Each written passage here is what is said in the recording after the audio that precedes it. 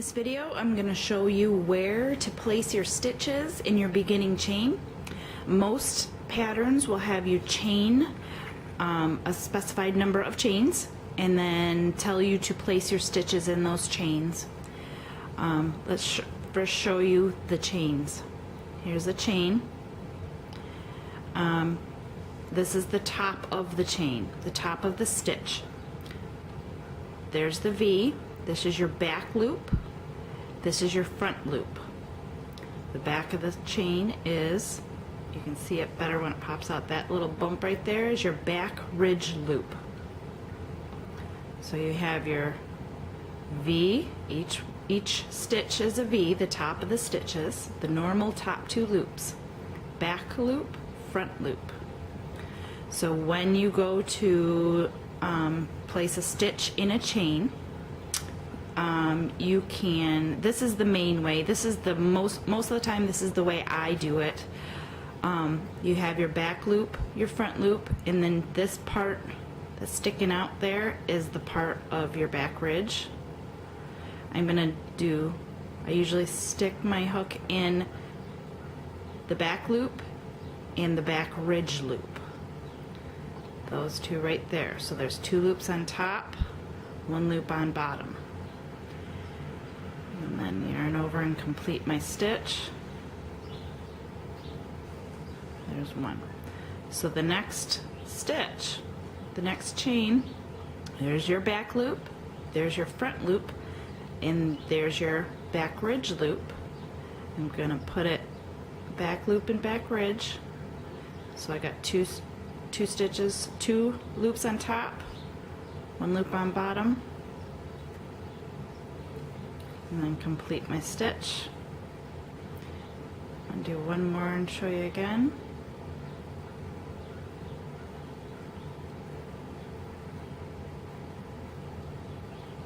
So now I have 3 stitches. These are the free loops, free remaining loops from the 3 total loops. So I crocheted around 2 of the loops. There's the 3rd loop that's remaining. That's the easiest and the fastest way. The other 2 ways are instead of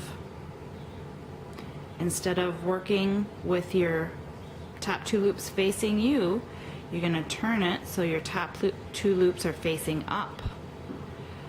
This is how normally the stitches are facing, with the top 2 loops up on a single crochet, double crochet, but because the chain stitch is so small, it's a little more difficult to do it this way. So with the normal top 2 loops, you have to go through one loop at a time. So there's the front loop, there's the back loop. So I have 2 loops on top, there's my 1 loop on bottom, and then I'll yarn over and pull through. This one is a little bit more difficult depending on how tight you crochet. I crochet tightly, so I don't use this method very often. See, I can't even get it in there. I'm gonna work it around. Oh, my camera will focus. Let's try that again. There's the front loop. There's the back loop. Oh my goodness.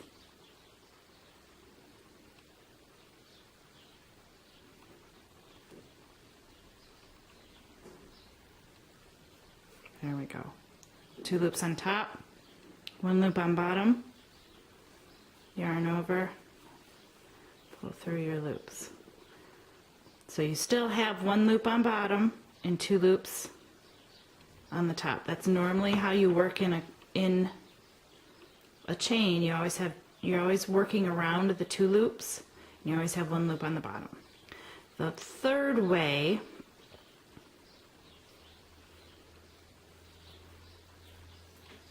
is working in that back ridge loop, and this is where you're going to turn there's your V's.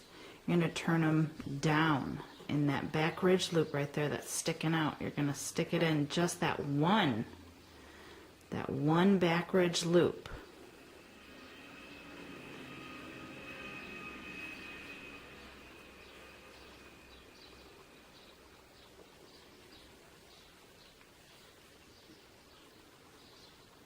There's that, see my 2, 1, 2, my V's, my normal top 2s are pointing down. There's my back ridge loop.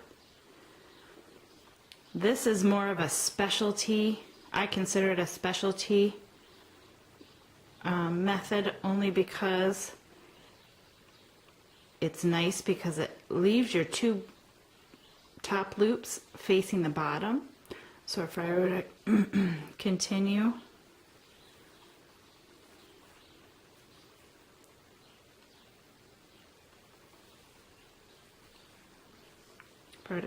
to crochet, you can see there's my single crochets, and it gives a clean edge, a nice finished edge, so it looks like you slip stitched the edge already. I don't do this often because most of the time I will put an edging around my piece, so I don't need to have this on there, and it is a little bit slower trying to find that back ridge loop. But that's it. So the 3 methods, pull it back out again. The 3 methods are, there's your top 2 loops, going through the back loop and the back ridge into that spot right there, going into the front loop and the back loop, or just going in the back ridge. And again, I prefer, because it's faster, going into the back loop and the back ridge. And those are the 3 ways to work your stitches in the beginning chain.